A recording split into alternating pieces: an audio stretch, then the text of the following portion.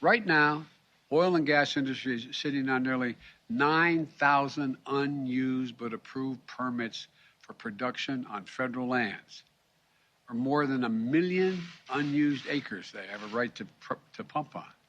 Families can't afford that companies sit on their hands. So, to help execute this first part of my plan, I'm calling for a use it or lose it policy. Congress should make companies pay fees on wells on federal leases they haven't used in years and acres of public land they're hoarding without production. Companies that are already producing from these wells won't be affected, but those sitting on unused leases and idle wells will either have to start producing or pay the price for their inaction. Look, the action I'm calling for will make a real difference over time.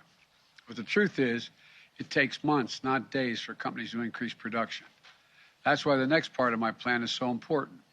Today, I'm authorizing the release of 1 million barrels per day for the next 6 months, over 180 million barrels from the Strategic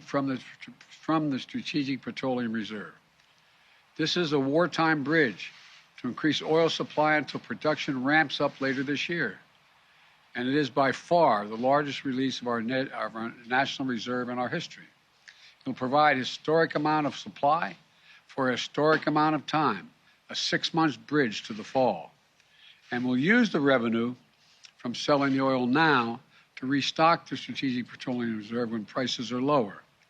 So, we'll be ready. We'll be ready for future emergencies. Folks, I've coordinated this release with allies and partners around the world.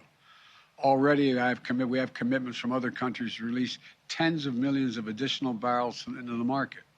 Together, our combined efforts will supply well over 1 million barrels a day.